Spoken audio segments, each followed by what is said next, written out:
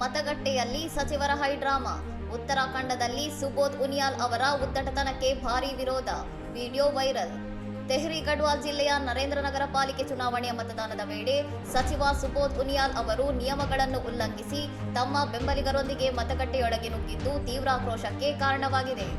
ಮತಗಟ್ಟೆಯೊಳಗೆ ಸಚಿವರ ಪ್ರದೇಶವನ್ನು ವಿರೋಧಿಸಿದ ಉತ್ತರಾಖಂಡ ಕ್ರಾಂತಿ ದಳದ ನಾಯಕಿ ಪ್ರಮೀಳಾ ರಾವತ್ ಮತ್ತು ಸಚಿವರ ನಡುವೆ ತೀವ್ರ ವಾಕ್ಸಮರ ನಡೆದಿದ್ದು ಮತಗಟ್ಟೆ ಆವರಣ ರಣರಂಗವಾಗಿ ಮಾರ್ಪಟ್ಟಿತ್ತು.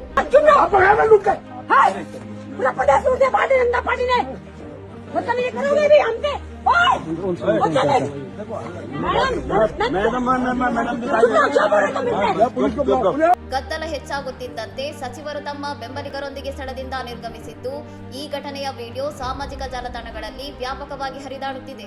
ಅಧಿಕಾರದಲ್ಲಿರುವ ಸಚಿವರೇ ಕಾನೂನು ಕೈಗೆತ್ತಿಕೊಂಡು ಮತದಾರರ ಮೇಲೆ ಒತ್ತಡ ಹೇರಲು ಯತ್ನಿಸಿದ್ದಾರೆ ಎಂದು ಕಾಂಗ್ರೆಸ್ ತೀವ್ರವಾಗಿ ಖಂಡಿಸಿದ್ದು ಇದು ಪ್ರಜಾಪ್ರಭುತ್ವದ ಕಂಠ ಹಿಸುಕಿದಂತಿದೆ ಎಂದು ಕಿಡಿಕಾರಿದೆ. ಮತದಾನದ ವೇಳೆ ಮಹಿಳೆಯರೊಂದಿಗೆ ಸಚಿವರು ಅಸಭ್ಯವಾಗಿ ವರ್ತಿಸಿದ್ದಾರೆ ಮತ್ತು ಅವರ ಮೊಬೈಲ್ ಕಸಿದುಕೊಳ್ಳಲು ಯತ್ನಿಸಿದ್ದಾರೆ ಎಂದು ಕಾಂಗ್ರೆಸ್ ವಕ್ತಾರೆ ಗರಿಮಾ ದಸೋನಿ ಗಂಭೀರ ಆರೋಪಗಳನ್ನು ಮಾಡಿದ್ದಾರೆ.